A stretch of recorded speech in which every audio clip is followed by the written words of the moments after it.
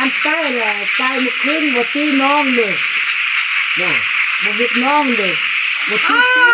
น่าจะว่าตื้อมันน่ะไปกับไปจะเอามาข้อกับมาเพิ่นห่วงเพิ่นยันเอาบ่ได้ห่วงกันเพิ่นยันไปเพิ่นยันอันเพิ่นยันเอกตีบ่คูณบ่นู่น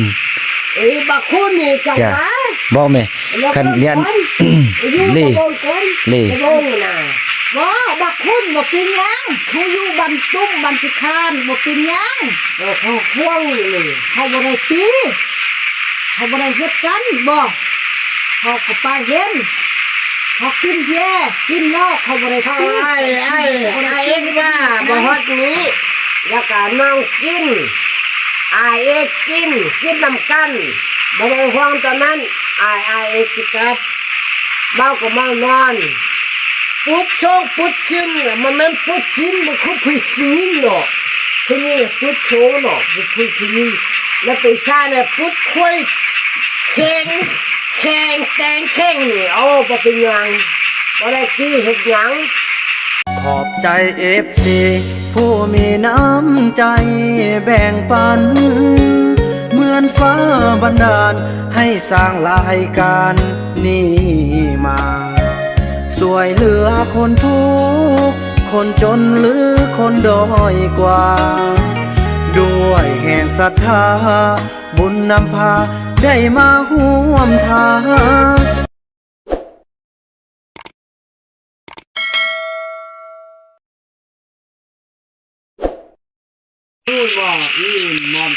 ทักทายสบายดีพี่น้อยเนาะต่อจากเคยวิพีที่แล้วรอดจากหนักขึ้นหาเป้าก็อุ้ยเป้ามาเต็มปากอีกเร็วมาแท้ปากอีกตื้อหมดเลยว่ะลืมไปแล้วลืมแล้วเนี่ยลืมแล้วลูกแล้วมาต้นทะเลาะบึกสลับมาคอใหญ่ลืมโดนแงะงอง่าลืมมองจากมาต้นตึงหัวรูปชิงแอดตึงโทรศัพท์ตึงหมดพ่ออาทิตย์นั้นบอกไม่น้องบ่ท่าซอกนั้นก็ได้มันยากเอาเด็กหน่อยมาหาไอ้บุญนั้นไม่ได้โทรศัพท์ป่ะเสียเป็นเป้าบอกไม่น้องเอาลูกมาหาอันไอ้หาค่อยเด้น้องมาเฮ้อเราจะไปงัดมันเอาละมันบ่ขึ้นอันนั้นติเล่เอาละมันเดี๋ยวนี้บ่ขึ้นมักละติเด้ขับรถซิ่งมามักบอกคนขี้เหล้านั่นนี่นั่นเล่มักไหนบ่มักล่ะบ่คือแต่เก่าแล้วดอกตะกี้เนี่ยเป็นตะมักอยู่เนาะเดี๋ยวนี้เนี่ยโอ้ติดเหล้าหลายแล้วเนาะอันใต้แหละใต้มาขึ้นบ่ตีน้องเลยเนี่ยบ่วิดน้องเลยบ่ตีน่าจะว่าตื้อมันน่ะไปกับไปจะเอามาข้อกับมาเพิ่นห่วงเพิ่นยันเอาบ่ได้ห่วงกันเพิ่นยันไปเพิ่นยันอันเพิ่นยันเอกตีบ่คูณบ่นู่นบ่คูณนี่จังหวะบ่แม่คันเรียนเล่น่ะบ่บักคุณบ่กินหยังเขาอยู่บันตุ้มบันสิคานบ่กินหยังเขาห่วงนี่เขาบ่ได้ตี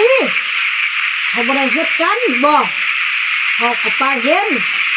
เขากินแย่กินเหล้าเขาบ่ได้ตีเอ็กว่าบ่ฮอดนี้แล้วก็น้องกิน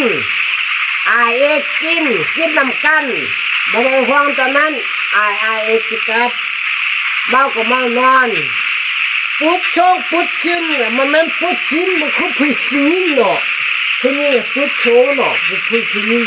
แล้วไปชาเนี่ยปุ๊บคุยแข่งแตงแข่งนี่โอ้บ่เป็นยังบ่ได้ที่เฮ็ดหยังคนนึงก็เจ็บคือกันเชื่อมาเนาะก็เอาขึ้นบ้านทองปุ๊บช่องชิ้นก็บ่เป็นยังบ่ไปเลย อีพ่อชื่อโทรศัพท์เมื่อ ว่าเขาไปเบ้าแล้วมันน้องเนี่ยเอาพึ่ง น้องอีนุ่นลีหมด อีพ่อชื่อโทรศัพท์เมื่อได้ นิ่มหมดเถอะ มื้ออีพ่อสิโทษ อ้าวฮักกะลีมันออกมาตุ้มตัวนี้ ตัวจะตีกันน้องบักนุ่น เอาเบ้าว่าอีคิง หัวเข้านี่มุ่นหมดเลยพี่น้องเอ้ยเนาะหัวเข้านี่มุ่นหมดเลยเด้สาลีเนี่ยเป็นห่วงยันเขาสิตีกันอย่าตีกัน อย่าตีกันอันไปเมาก็ยาบ่เฮ็ด พาไป บ่ตี ยุบ บ่ พุ่น ขา แม่ดินแม่แต่เห็น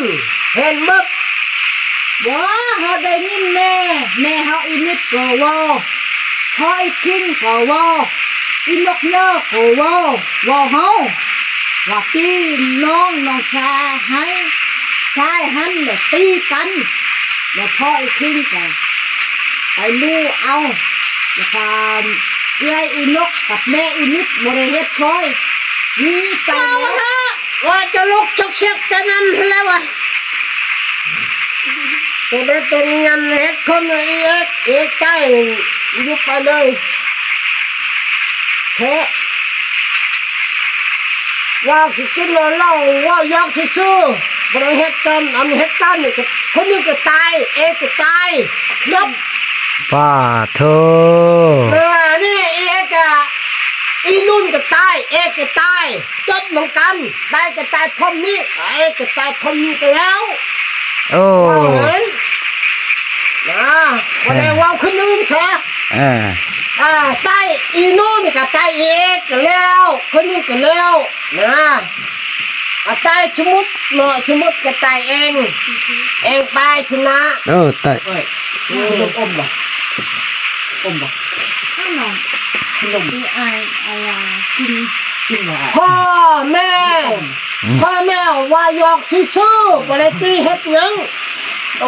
พ่อว่ายอกซื่อๆหลบเบิ่งว่าเฮ็ดบ่ฮู้บ่เฮ็ดนะ น่าหูหมดแล้วแหละ อันตีกันแล้วอันอีนุ่นก็ตายเอ็ด ย่าบ่ย่าแล้วสั้นอันหัวเข้าไอ้หัวเข้าไอ้นุ่นบ้านมันยังทึกว่ะมันยังทึก แม่นายแย่น้องยิ่งฮู้แล้วเขาตีกันแล้วเขาตีกัน พอกิ้งบอกแล้วพอกิ้งก็บอกไอ้แล้วว่าเขาตีกัน เนี่ยเขาตัวกัน เอ็ดว่าตัวสิตัวโล บ่ตัวสั้นหน้าจนวายหมดเนี่ยแก้มก็จนวายหมด นี่คือ ไป ตา ล่าย ยามันอะไรบุญนำกันไปยามัน เท่านั้นบ่ตีกันแล้วเนาะหักแพงกันเด้อ เชื่อกับยามัน ห้ามนอก น้องอย่าไปห้ามเถอะแล้วมีแต่ว่าส่วนไอ้นู่นนี่น้องสายมาอยู่เฮือนน้ำเอื้อยแม่สิมาอยู่เฮือนน้ำไอ้บุญนำแม่สิ ก็ไปเลยสักจักเนี่ยน้องจักนี่กินน่ะมันไม่ให้มาข้อนั่นเลยละมันไป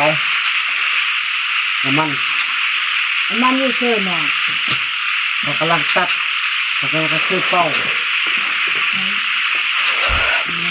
เขาตัดพอค่อยจ้างให้เขาแล้วเขาตัดเราไอ้ว่าไอ้คิดว่าไอ้ลงเก็บไปให้เขาเบิ้งเลยไอ้คิดตาไปส่งเก็บเลยเรื่องได้ขึ้นเลย โอ้นี่โอ้ขอบใจน้องเด้อโอ้หัวเอาขนมให้แล้วเด้เนาะคือแต่เก่าแล้วเด้บัดนี้ เอ็กว่าตีเจ้าบอกกินตีกันบอกกิน กินละเป็นนั่นดอก มันยังเราอยากซื้อ สุดท้ายก็กินจนได้ เอ็กว่าตีเรากันน้ำมูกันอยากซื้อ กินไหมขนมแซ่บมากินไหม คงไม่ยืนนี่แต่ เดี๋ยวซื้อเมื่อแล้ว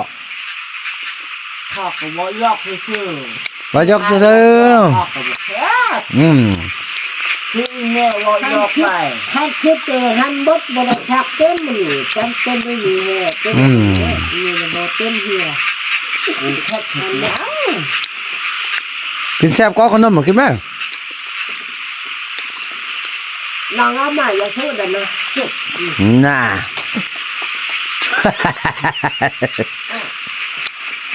ไอเอกว่าที่เจ้าบายุไอบุญนำเด้อไอบุญนำเด้อ แล้วอยู่ น้องผู้หญิงอยู่ดี เอาเลยอยู่น้ำอาพออันนี้พอบุญนำขับรถขับเองขับรถขับไปขับเอง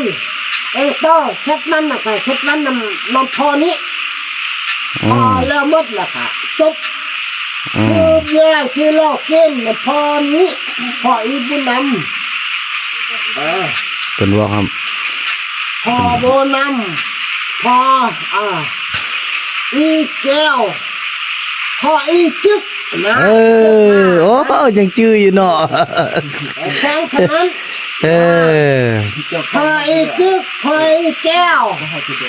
เอาแบบนี้พอติ๊กเก้าเนี่ย จุดป้ายน้องเบิ้งฝนตกอันนี้บริฝนตกเนี่ยน้องป้าย แน่ไอ้นุ่นนั่นแหละก็ย่าเด้อคันน้องไปหาไอ้เด้อ เลย น้องเมียก็ไปยุ่นน้ำไอ้เด้อไอ้ตั้งเฮือนนั่นแล้วก็เด้อไอ้ ไปเอามาพ่อแล้วนำไปเฮ้เอาไปอันเขาว่าหันเขาเห็นอยู่แต่ห้างนี้ไปให้เต้าแล้วน้องถึงน้ำจะเอาไอ้เต้าเต้าย่องเมื่อก็ยากอดแล่นขึ้นขึ้นจบวัดเลย แล้ว เอาขึ้น แล้วน้องไปเฮ็ดแล้วเนี่ยบ่อันอยู่เขาบอกวัดน่ะ น้องออกมาแล้วแว่นเห็นละลูกออกมาแล้วแว่นน้องขับรถแล้วแว่นหันไอ้บริมาหักอันรถก็ได้จ่ายเงินให้เขา โทรหาไอ้รถไปเอาพุ่นละท่ามแล้วโทรหาไอ้เด้อบอกเขาจะโทรไอ้หาไอ้บุญนำได้แล้วก็โทรไอ้สิลมโอ้แม่นน้องได้บ่แล้วก็สิขี่รถโค้งไปรับเอาเลยเพราะว่าเขาบอโทษเนาะทำที่เดียวเขาบอโทษมาก เขาโทร เพราะว่าดูไปอันรายชื่อเขาบอกฮุบเขาจะมาละแว่น บัดแว่นน่ะไปทำบัดแว่นนั้นไปทำในบ้านเด้อในบ้านก็เป็นฮู้จักอายเด้อเคยไป เกี่ยวบ้านก็ แกบ้านนั้นพวกอายเคยเห็นกันแล้วเขาก็ฮู้จักอายหมดละ เกี่ยวบ้านอันชื่อพอหวานขั้วมันชื่อแกพอหวานแล้วเมียก็ชื่อเกี่ยวบ้านแล้ว เคยพบกันแต่บ่ได้ทำซื้อพี่น้องเอ้ยแต่บ้านน่ะแว่น พ่อหั่นเอาว่าชื่อเกี่ยวบ้านพอหวาน ซื้อพ่อบ้านแม่ละแม่ลิ้นแม่นบ่แม่นี่หรือแม่เที่ยง เป็นในบ้านแว่นเนาะ มันละแว่นทำไอของอัน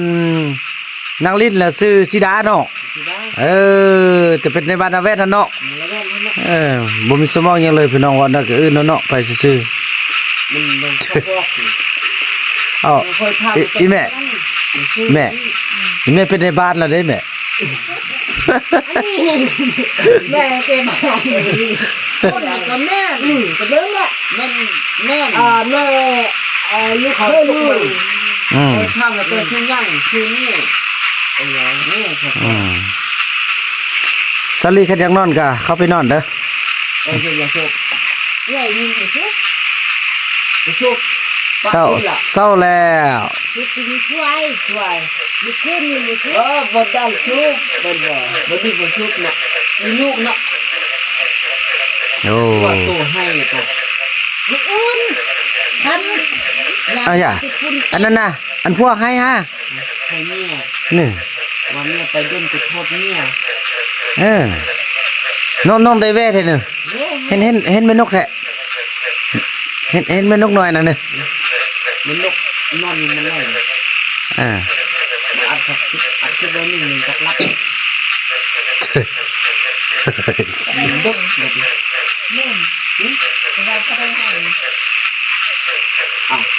ผู้ดอกพวกซาลีให้ขึ้นฮอดมาซานแล้วก็เล่นเขาก็เลยฮักกันก็แม่ฮักกันขนาดว่าเอาไปเนี่ยไปใกล้บ่ได้จุดพอไปเอาบุญนำก็ขึ้นเบิ่งแม่ลูกพ่อแต่ขึ้นมาเทิงกันพอแต่มีสัญญาณโทรหาแล้วแม่คือสิมันจับโทรศัพท์โทรเป็นญาณแหละเพราะว่าโทรก็เลยเป็นห่วงเมียว่าเอาไปก็ได้พวก เป็นนั่นน่ะก็บอกป้าก็ได้ป้าให้ก็จะมาส่งลูก น้องมาส่งเด้อแล้วไอ้สิซื้อโทรศัพท์เฮาหน่อยนึงเลย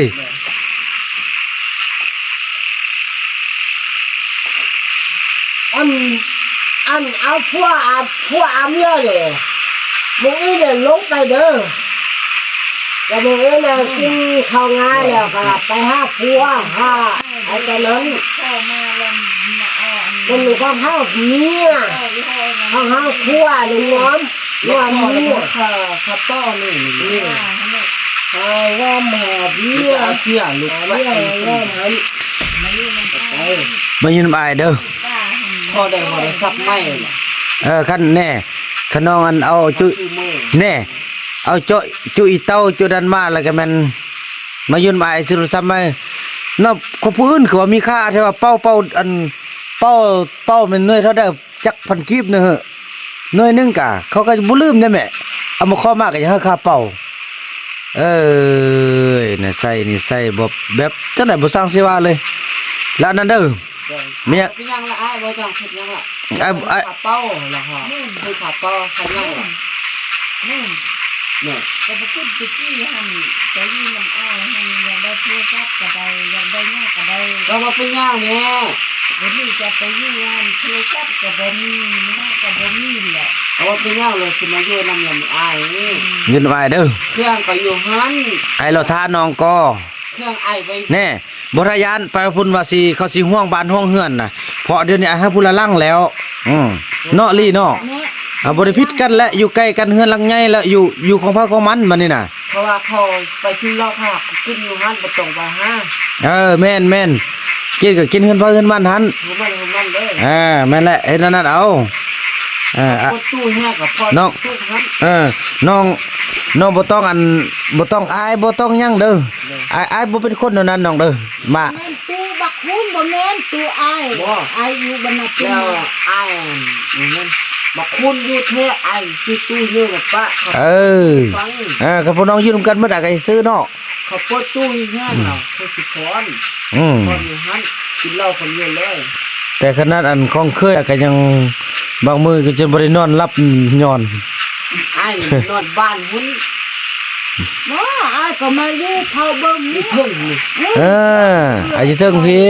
อัน ไอ้ได้บ่ไปใส่ดอกไอ้จิดูแลพวกน้องเนาะ แย่สิไปนอนกับเพื่อนบ้าน บ่นอนในหันเลย ลูกชายก็นอนหันเลย พอจะปกปักรักษาพวกน้องบ่ยันพวกน้องสิมาอยู่หันก็อย่าผู้ใดที่ว่าแบบห่วงนะบ่อยากให้ห่วงของพายของมัน มันห้องกันมันบ่ไร แม่นแหละไอ้เฮ็ดเพื่อส่วนรวมไอ้เพื่อพวกน้องมันทุกคน เพราะว่ากินเหล้าคือเด้อกับเปิดตู้อยู่หันก็กินคนเดียวเลย คือพุลาคืออยู่ให้มันท้องเขาหักกินก็ได้ก็หักกินบ่ต้องห่วงเขาบอกเขาว่าห่วงนำกันบ่ไร จอลี่น้อยอยากรับแล้วเข้าไปนอนเลยเด้อ ก็ไปเด้อไล่ไปรับ เอาเบิ่งเอาไฟซ่าได้ไหมน้องขึ้นฮอดพัวเนาะมืดกะฮอดเห็นพัวแล้วแหละ พ่อน่ะเด้แล้ว โอ้พวกให้5แท้นี่โอ้พี่น้องเอ้ยเบื้องหลังเขาจะเบื้องหลังเขาเป็นจังซั่นเด้พี่น้องเอ้ยน้อง ถอดเนี่ย น้องบ่นอนนำอ้ายนี่มื้อนี้น้องบ่นอนนำอ้ายนี่สิกลับขึ้นไปหุ่นโอ้หืม ไอ้ที่แกตีบ้านนี่นี่มาเอาเป็นบักคอน โอ้ผู้ใดอยากแน่อันเอ๊ะนี่บ่เกิดที่สินำมาจุเด็กน้อยมาน่ะเนาะ เกิดเหรอ น้องก็เอามาข้อน้องมาให้ทิ่มหาเป้า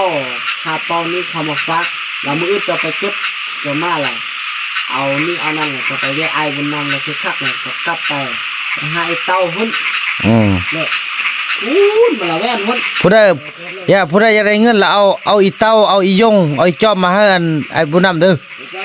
สิเอาเงินเฮาไล่อันนี้ไอ้ว่าความจริงเนี่ยเนาะ ว่าที่แท้เอาน้องเนี่ยไปเอาเก็บบักคอแล้วมาแล้วก็ทายเงินไอ้ที่แก ไอ้เต้านี่น้องก็ไปเรื่อยน้องไปกินน้องไปเรื่อยน้องไปเอา ไปเรื่อยเลย เขาให้เป้านี่แดงนี่ ขาเป้าเนาะ เป่าเดียวหนึงก็เป็นค่าแท้ว่าเนาะ ค่า เออ ค่าจักแซนบ่ โอ้ยเป่าหนึง3,000กีบก็ไข่ ค่าพันกิบเอาพันกิบฮะ อืม ชอบทำอย่างเราเอาอันนี้ อ่า 3,000ชื่อเหล้าบ่ต้องเอาคิดละเอาตีสิกิน อืม เสื้อ100หลายชุดท่าน อืม มาให้แม่คาเฟ่กูนม โอ้ คาเฟ่เอาให้พ่อกิน ยังบ่ลืมแม่บ้านเนาะเอากาแฟเอาอันขนมให้เนาะอืม แม่กิน คือสิได้กินบักกะลานี่แม่เอ้ย คือมาให้แม่กิน เอ็กบ่เลยซื้อยังไม่ซื้อเหล้า เงินคือพอ เนี่ยเนี่ยเด้อคือสิบ่นอนนำไอที่อยู่นี่น่ะ แม่ก็บ่นอนตะนอนนะจับละ ไปสั่นกันบ่นอนก็นั่นก็สิกลับกับพานกลับไปอ้ายก็สินอนก่อนโอ้อยากหลับละเด้อแล้วอย่าลืมเด้ออยากได้โทรศัพท์เราเอาจุดเด็กน้อยมาให้อ้ายเด้ออ้ายสิซื้อให้ไอ้เองกันก็อยากได้เงินกันเห็นอยู่ไสจังนั้นเราเอามาเด้อเอามาให้อ้ายได้ว่าแม่ห่วงแม่ขึ้นฮอดนี่แม่ให้แม่นำซอกซะก็บ่เห็นอ่า เงินมันคือดีนะ โอ้ยอย่าลืมเด้อไอ้นุ่นอ้ายยังรอท่าน้องเด้อ เนาะ ไอ้รอท่าน้องเสมอ โน่นนี่ ถ้าน้องกลับมาหาอ้ายได้เด้อ เนาะ ยังเช็ดอันนี้มันฮัดบ่ได้เต็มเสีย อืม ต้นมันนี่มันอันนี้บ่ มีซื้อไม้มันหมดมีซื้อไม้มันเต็มแล้วนี่ ใช้ไปอยู่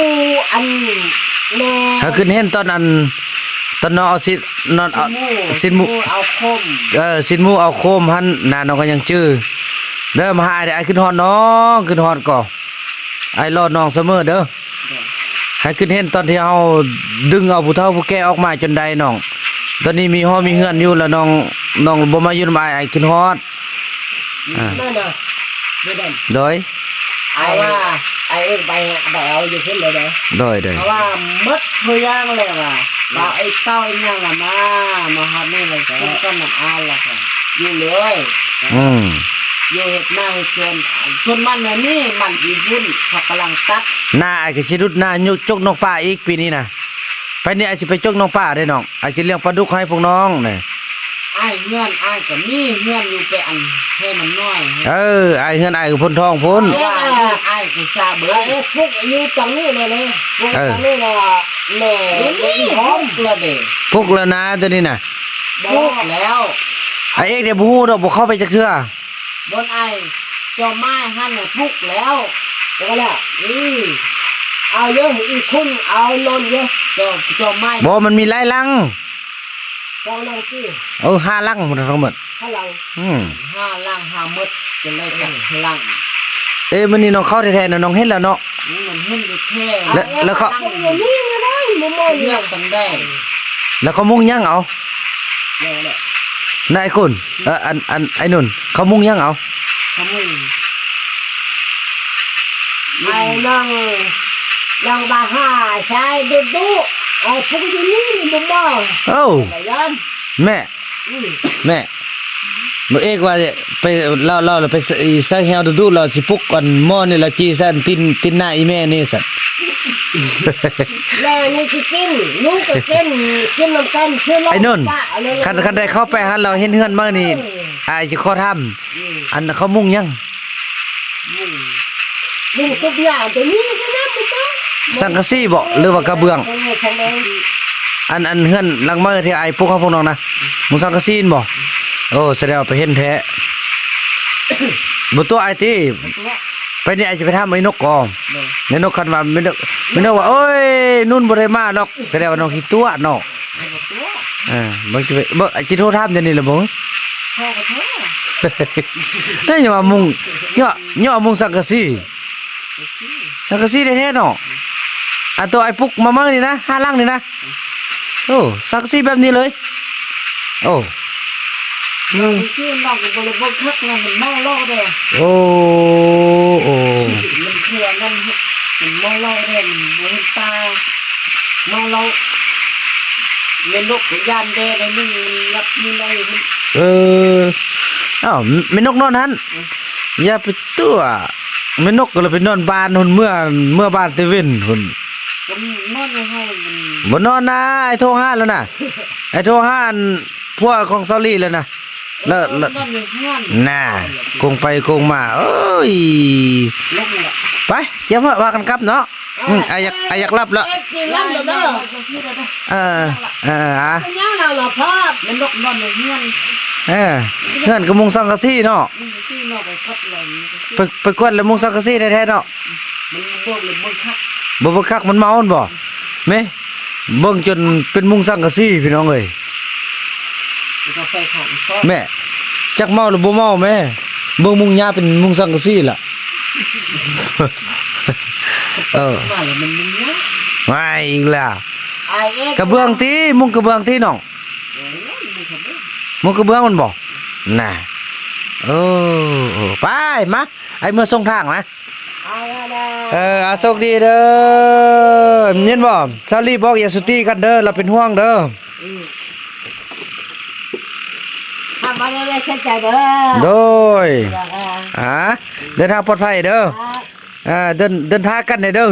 ฮักกันนะน้ำมูก อย่าผิดกันเด้ออย่าลืมเด้อไอ้นุ่นเด้อไอ้เราทานน้องเสมอเด้อน้องฮะไอ้อยากให้เป็นน้องคนดีคนเดิมของอ้ายเด้อสั่นละอันนี้เด้บ่มีเกือบตีนี่นะ